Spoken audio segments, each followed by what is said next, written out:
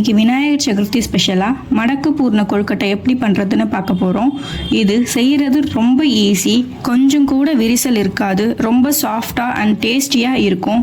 குறைவான நேரத்தில் ரொம்ப பண்ணிடலாம். ஸோ வீடியோவை ஸ்கிப் பண்ணாமல் பாருங்கள், நீங்களும் ஈஸியாக பர்ஃபெக்டாக பண்ண முடியும். ஃபஸ்ட்டு இந்த ரெசிபிக்கு பூர்ணம் ரெடி பண்ணிடலாம். அதுக்கு ஒரு மிக்சி ஜாரில் 1 கப் வறுத்த வேர்க்கடலை, 1/2 கப் வெல்லம், 2 ஏலக்காய் போட்டு கொரகொரப்பாக அதை அரைச்சி எடுத்துக்கலாம். இப்போது ஸ்டஃபிங் ரெடி ஆகிடுச்சு. அதை ஒரு பவுலில் மாற்றி வச்சுக்கலாம். அடுத்து கேஸ் ஆன் பண்ணி ஒரு கடாய் வச்சுக்கலாம். 2 கப் அளவு பச்சரிசி மாவு சேர்த்துக்கோங்க. ஸ்டவ்வை லோ ஃப்ளேமில் வச்சு ஒரு 5 நிமிஷத்துக்கு நல்லா வறுத்துக்கோங்க. ஹை ஃப்ளேமில் வச்சு வறுக்கக்கூடாது. அப்படி வறுத்தீங்கன்னா அரிசி மாவு கலர் சேஞ்ச் ஆகிடும். அது மாதிரி சேஞ்ச் ஆச்சுன்னா கொழுக்கட்டை வெள்ளையாக கிடைக்காது. நாம் நல்லா லோ ஃப்ளேம்லேயே வச்சு கைவிடாமல் வறுத்துக்க போகிறோம். நான் பச்சரிசி மாவு யூஸ் பண்ணியிருக்கேன். நீங்கள் வீட்டில் அரைச்ச பச்சரிசி மாவு இல்லைனா கடையில் வாங்கின பச்சரிசி மாவு எது வேணாலும் யூஸ் பண்ணிக்கலாம். மாவு 5 நிமிஷம் வறுபட்ட பிறகு ஸ்டவ் ஆஃப் பண்ணிடலாம். அடுத்து இன்னொரு சாஸ் பேனில் தண்ணி சுட வைக்க போகிறோம். நான் 2 கப் அளவு அரிசி மாவு எடுத்திருக்கேன். 3 கப் அளவு தண்ணி சரியாக இருக்கும். அதில் 1 டீஸ்பூன் சால்ட்டு சேர்த்து நல்லா ஹை ஃப்ளேமில் வச்சு நல்லா கொதி விட போகிறோம். தண்ணி நல்லா கொதி வந்ததும் கேஸ் ஆஃப் பண்ணிடலாம். இப்போது வறுத்து வச்ச அரிசி மாவில் சுடு தண்ணியை கொஞ்சம் கொஞ்சமாக ஊற்றி கரண்டி வச்சு பிசைஞ்சிக்கலாம்.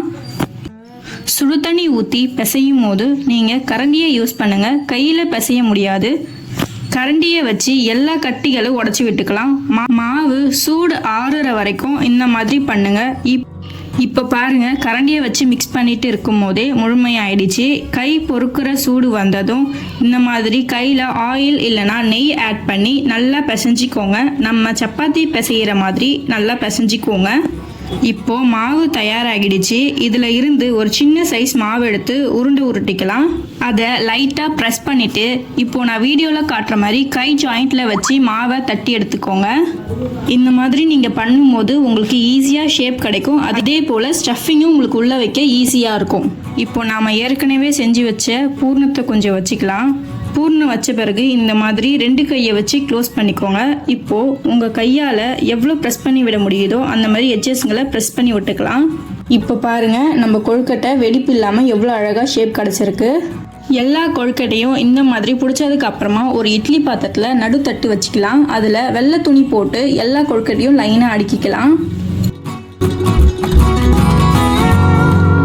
எல்லா கொழுக்கட்டையும் உள்ளே வச்ச பிறகு மூடி போட்டு ஹை ஃப்ளேமில் 10 மினிட்ஸ்க்கு வேக வச்சு எடுத்துக்கலாம். 10 மினிட்ஸ்க்கு அப்புறமா ஸ்டவ் ஆஃப் பண்ணிடலாம். இப்போது கொழுக்கட்டை வெந்துருச்சான்னு பார்க்குறதுக்கு ஒரு பவுலில் தண்ணி நல்லா தொட்டு அதை நம்ம கையில் அந்த கொழுக்கட்டையை தொட்டு பார்த்தா நம்ம கையில் ஒட்டக்கூடாது. அப்படின்னா நம்ம கொழுக்கட்டை வெந்துருச்சு. கொஞ்சம் கூட விரிசல் இல்லாமல் ரொம்ப சாஃப்டாக கொழுக்கட்டை ரெடி ஆகிடுச்சு. ஸோ கண்டிப்பாக இந்த கணேஷ் சதுர்த்திக்கு நீங்கள் இதே மாதிரி கொழுக்கட்டை செஞ்சு சாமி கும்பிடுங்க. வீட்டில் இருக்க எல்லாருக்கும் கொடுங்க. எல்லாரும் என்ஜாய் பண்ணி சாப்பிடுவாங்க. இந்த வீடியோ உங்கள் எல்லாருக்கும் பிடிச்சிருக்கும் நான் நம்புறேன். பிடிச்சிருந்தா லைக் பண்ணுங்க, ஷேர் பண்ணுங்க, மறக்காம சப்ஸ்கிரைப் பண்ணிடுங்க.